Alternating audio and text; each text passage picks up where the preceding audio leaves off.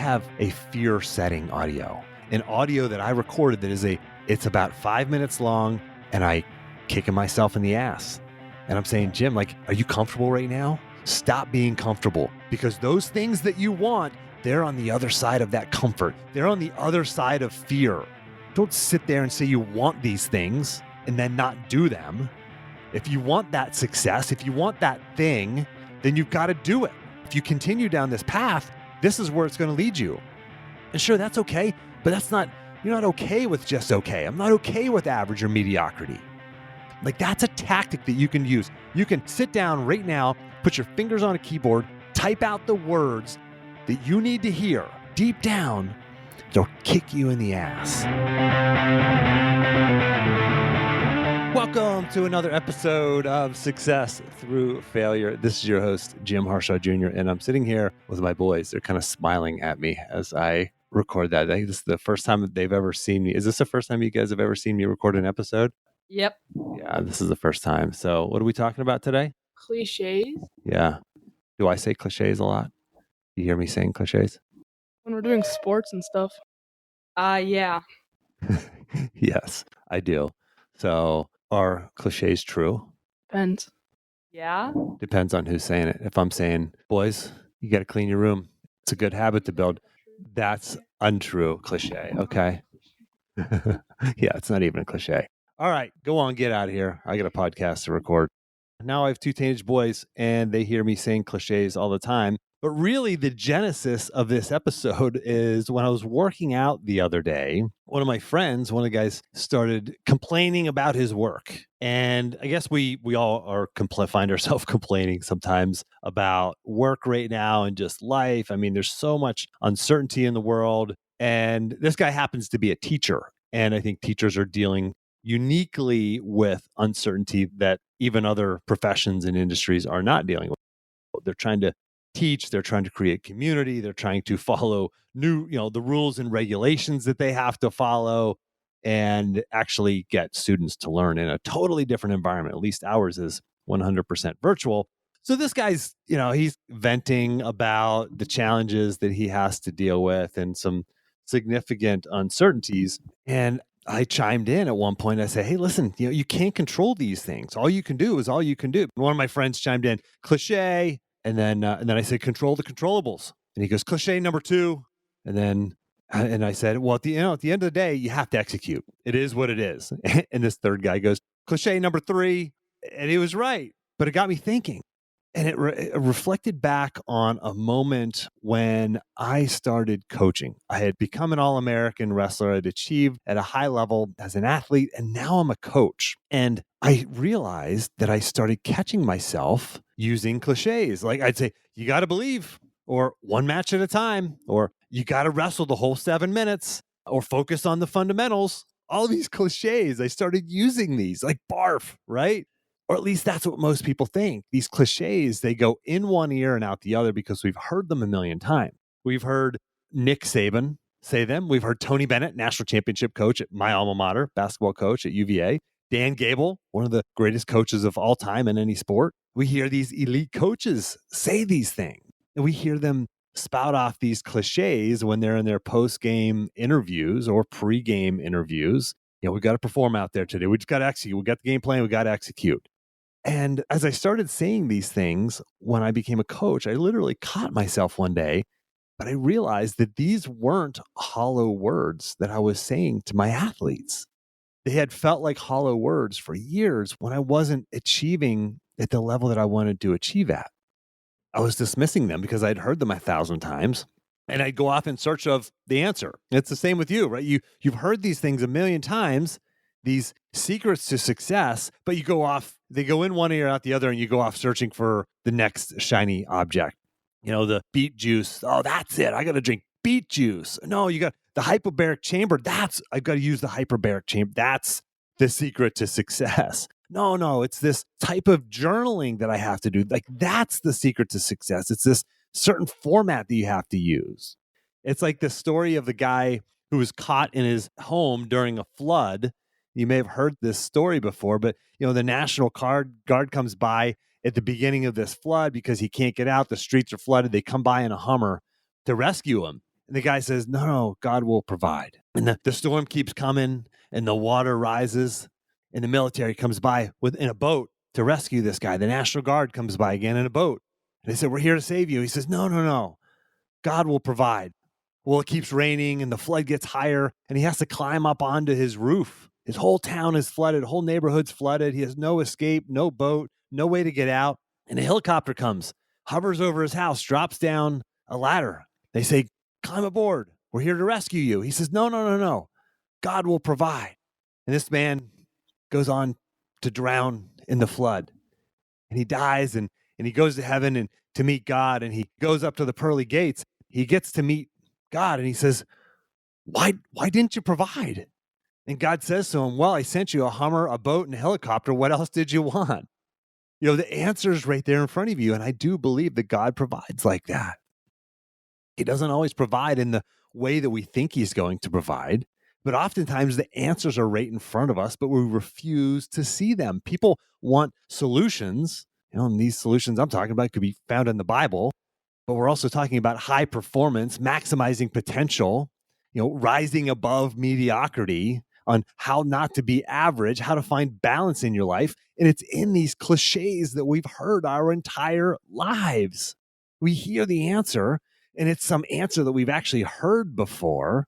And so we dismiss it and we go on to look for some other solution. Maybe it's in the next book, the next podcast episode, some silver bullet, some pill or radical new idea.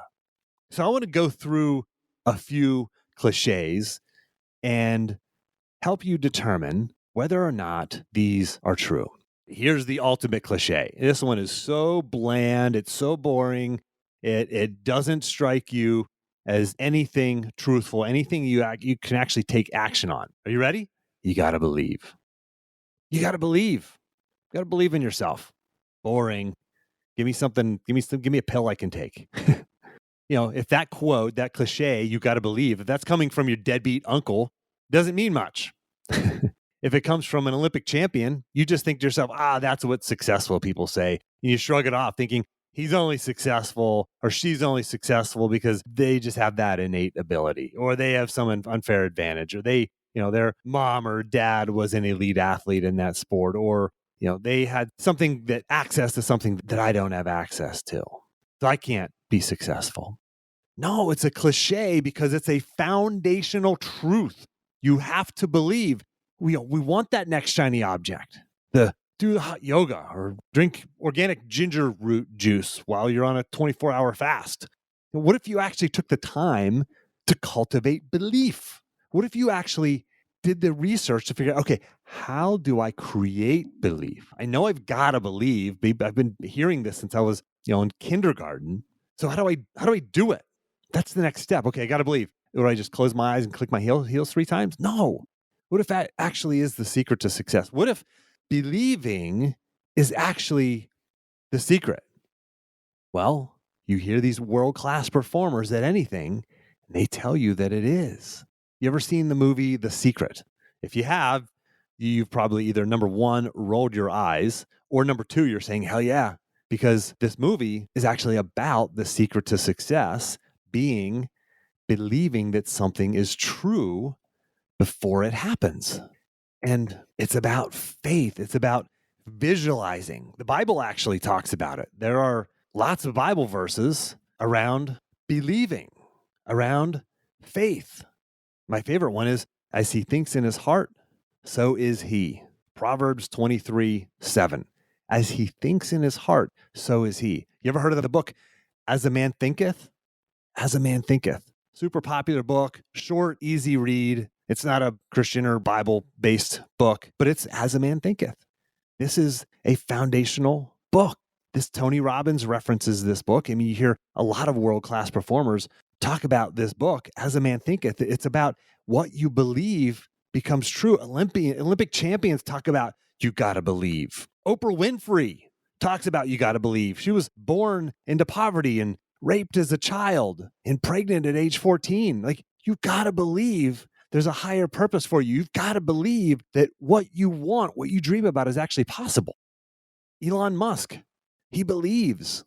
I heard an interview with him where a guy was saying he he actually he did the interview with Elon, and then after the interview, they're talking to this guy, and he's like, yeah, Elon Musk talks about going to Mars as if it's like a done deal. Like, we're doing this thing. It's not like, well, maybe I don't really believe we can do it. No, he believes it's such a deep level that he's just pursuing it as if it's inevitable.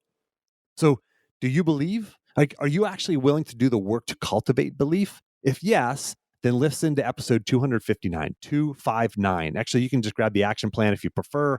Go to jimharshawjr.com/action, and you can get the action plan from that episode. You'll get access to, every single action plan that I've ever published, hundreds and hundreds of these things now. But you can grab that action plan. I actually have tactics in that episode that you can use to actually cultivate belief. So is this cliche true? Yes. Here's another one. This is like another just, barf, like roll your eyes, like ignore, be yourself, just be yourself. Well, of course, who the heck else could I be? It's a stupid cliche, right? But most people aren't okay being themselves. They try and they struggle to be somebody that they're not. They try to keep up with the Joneses. They set goals based on what's parked in their neighbor's driveway. That's not being yourself. They feel like they're going 100 miles an hour all day long. They get 100 things done, but they don't really move the needle toward what they really want in their life. They say yes to everything. That's not being yourself. Dr. Stephen Hayes, episode 231, we talk about this. He is an originator of a therapy and training technique called ACT, A-C-T, acceptance and commitment therapy. Acceptance, like accept who you are. This therapy, this ACT, acceptance and commitment therapy, if it's used in a training setting for athletes or high performance, it's called acceptance and commitment training. What's about acceptance? Like accepting who you are, being fully who you are. That helps you pop the parking brake off. If you feel like you're driving with the parking brake on right now, that's a big part of it. You probably don't have the total belief that you need, and you don't have the mindset of being yourself. Be yourself.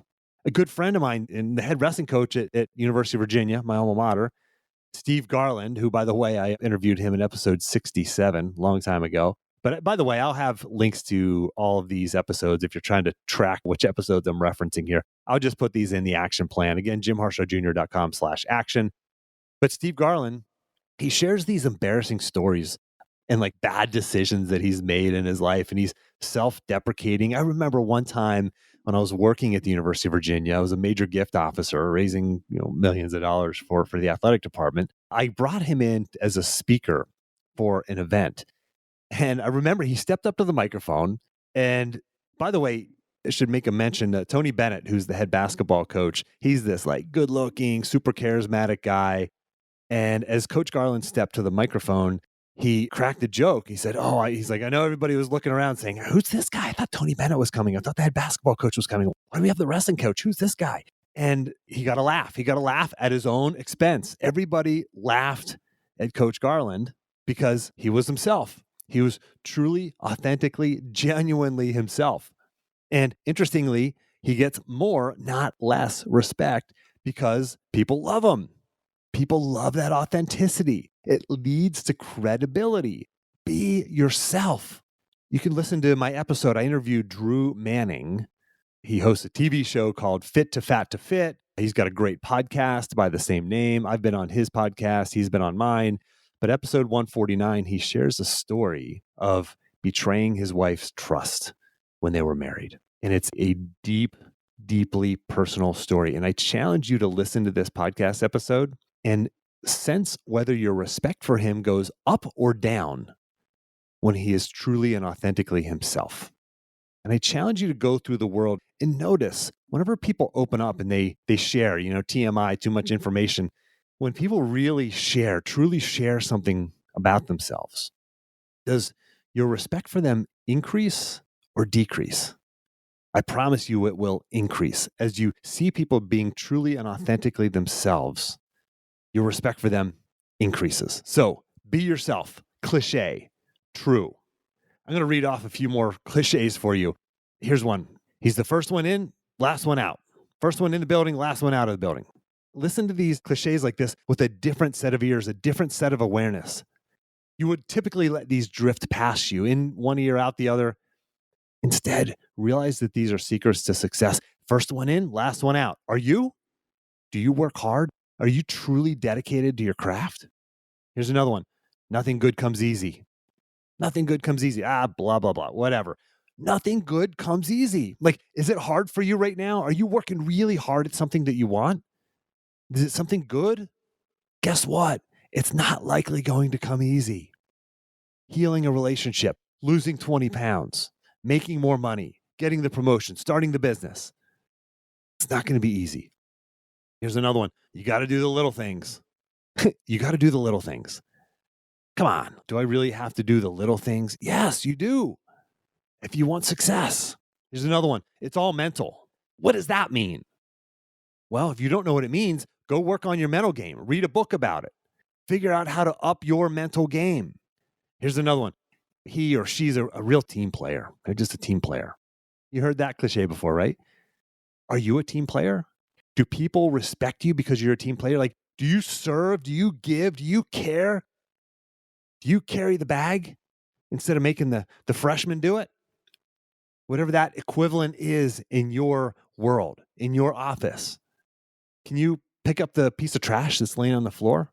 Or are you going to wait and I'll let the custodian do that? No, be a team player. Here's another one. Blood, sweat, and tears. You know, it's been blood, sweat, and tears to get here, to get to this championship. Whatever. That's just something champions say. Guess what? It can be hell getting to the top. You're going to have to say no to things that you want to say yes to. You might have to say no to a donut. You might have to say no to going to have a beer with your friends. You might have to say no to sleep. Blood, sweat, and tears. That's what it was for me to get to the podium decades ago when I was a competitive athlete. Blood. Yeah, there was a lot of blood, a lot of sweat, and there were a lot of tears. I remember walking out of the wrestling room. I remember this one day. Man, I was getting my ass kicked by my assistant coach, Charlie Branch. Charlie, out there listening, coming for you still. Charlie, man, he would whoop me, man. Oh, it was terrible. He had been an All-American for Virginia Military Institute. Now he's my assistant coach. Man, he would whoop me. And like every once in a while, like one out of like 20 goes with this guy, I would score a takedown. That's probably even generous. And I was getting later in my career and I felt like, man, I should start getting to this guy. And, you know, I was nationally ranked. I was pretty good. And this guy's just thumping me one day. And, you know, blood and sweat. And well, guess what? Tears that day too, man. I came out of the wrestling room. I threw my freaking headgear across the hall, screamed, crying, like tears coming down my face. Like I wanted my goal so bad. And I was looking at proof and experiencing proof that I'm so far away from my goal right now. And yes, it was just a bad day in hindsight, but I had those bad days. You have those bad days. Blood, sweat, tears, they will happen on your path. And there's a difference. There's a difference between hard work and inspired action. Like, sure, it can be hard work to get there, but really it's about inspired action. Right? And I was inspired to come back after that day with tears in my eyes, come back into the wrestling room the next day, re-inspired to take action. It wasn't hard work. I mean, it's hard work, but really it was inspired action. I knew my why. I had a purpose behind this. And I talk about the difference between hard work and inspired action in episode 155. So I recommend you check that out, 155, if you want to know the difference between hard work and inspired action. Here's another cliche for you. Showing up is half the battle. Showing up is half the battle. Or another one's 90% of success is showing up. Are you showing up? Like, are you showing up at the gym? Are you showing up early at work? Just get there. Just be there. Just show up. Just do that thing. Have the momentum. Create the momentum. Create the inertia. And the rest is so much easier if you just commit to showing up. So right now, I'm training a couple of guys to be Reveal Your Path coaches with me. My caseload is kind of getting full in terms of the number of clients that I'm working with right now. And so I'm bringing on some guys who can be coaches with me, for me, in my program, and coaching them and teaching them right now. One of them is an Olympian. And we have these calls. We were doing them every week for a while. Now we're just switching to every other week. Well, guess what? This Olympian, who's one of the actually three guys that I'm working on this right now. With the Olympian, he hasn't missed a call. He just shows up every freaking time. He just shows up on every call. He's never missed. And you wonder how he became an Olympian. Showing up is half the battle. Next one, it's about who you surround yourself with, right? We've been hearing this since you were like 5. But wait a second. Who are you surrounding yourself with? Do you choose them? Are you choosing your friends wisely, as your mom or dad or teacher or coach has told you? Call someone right now, text them right now, or right when this podcast episode's over, reach out to that person. Who's one person that you know if you surround yourself with them, they're going to level you up. They're going to be at a higher standard. They're going to make you a little bit uncomfortable because they're where you want to be, or they're doing something that you're a little bit scared to do, like waking up early or starting that side hustle or committing to reading the relationship book with their spouse. They're doing that thing that you're a little bit uncomfortable with, but you kind of know that you need it. Who you surround yourself with? Or are you going to be okay with just surrounding yourself with those other average people that aren't doing those things that make you uncomfortable? Who are you surrounding yourself with? Here's another one. Chuckle when I say this. You got to want it. No freaking crap. You got to want it. Well, guess what? It's true. You have to cultivate the desire, though. You got to want it. Yeah, in one ear, out the other. But can you really cultivate the desire? And you probably let this go in one ear, out the other, because you're like, I don't even know how do I want it? How do I go do that? Like, is it like an exercise that I do? Do I do like 10 burpees and then I want it more or something? Now, here's some tactics. Here's one that I use. I have a fear setting audio, an audio that I recorded that is a moving away from audio. It's about 5 minutes long and I kicking myself in the ass. And I'm saying, Jim, like, are you comfortable right now? Stop being comfortable, because those things that you want, they're on the other side of that comfort. They're on the other side of fear. Don't sit there and say you want these things and then not do them. If you want that success, if you want that thing, then you've got to do it. And it's an audio where I'm like telling myself, well, if you continue down this path, this is where it's going to lead you. And sure, that's okay, but you're not okay with just okay. I'm not okay with average or mediocrity. Like, that's a tactic that you can use. You can sit down right now, put your fingers on a keyboard, type out the words that you need to hear deep down. They'll kick you in the ass. It's a fear setting audio. It's what you want to move away from: average, mediocrity. These are the kind of tactics that I work with my clients. It's so exciting to feel these things when you create that want, right? You got to want it. When you start realizing, okay, this is why I want it, because I don't want that. You've got to want it. You've got to create ways to want it. You've got to do something about it. You can't just listen to that cliche and roll off onto the next, looking for the next shiny object. All right, here's another one. It is what it is. It is what it is. I used that with my buddy last week. Control the controllables. It is what it is. I think I just used another cliche to describe one cliche. It is what it is. Control the controllables. Both are kind of cliche. Are you stressed that there's stuff happening around you that you don't want to happen? Well, guess what? It is what it is. Get up and move forward. Do the next thing. It might be cliche to say even that, but it doesn't matter sometimes what you do. Just move forward. It is what it is. Can you let that go? Sure, Jim, I can let it go. I just don't know how. Well, meditate. Here's another tactic. I love this one. Learned this from Bruce Lee. Didn't actually meet Bruce Lee, but I read a book about him. I didn't meet Bruce Lee, but I know a guy. And so I read this book, and he talked about Bruce Lee would take something that's in his mind that he doesn't want there, right? You're dwelling on something, you're stressed about something, and you write it out. You write it on a piece of paper. And you take that piece of paper and you crumple it up and you burn it.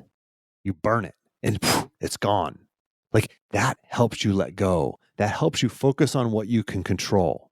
It is what it is. I'm going to write it down on a piece of paper, wrinkle it up, and burn it. And you can do this in your mind as well. Actually, this is how I primarily use this tactic. And this is how Bruce Lee talked about it, actually, is just doing this in your mind. Close your eyes. Envision yourself writing something down, whatever that negative thought is.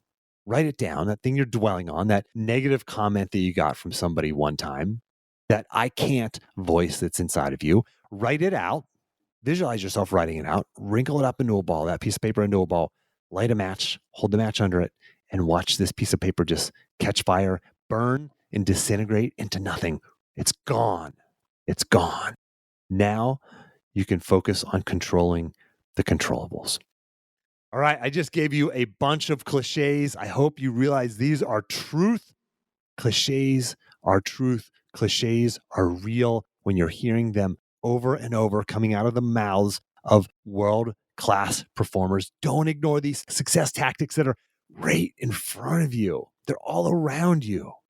If you benefited from this episode, if you enjoyed this episode, share episode 263, 264 with a friend, a colleague, a family member, somebody you know who needs to hear this message. And if you could give it a share, I would be endlessly grateful if you can share it on Twitter, share it on Facebook. That's how this grows. That's how my audience grows. I love producing these episodes, and I hope you enjoy listening to them. Again, you can grab the action plan. Go to jimharshawjr.com/action. If you want to learn how you can actually start implementing this stuff into your life like my clients do, then just go to jimharshawjr.com/apply, and you can apply for a free, no obligation, no strings attached coaching call with me. I look forward to talking to you.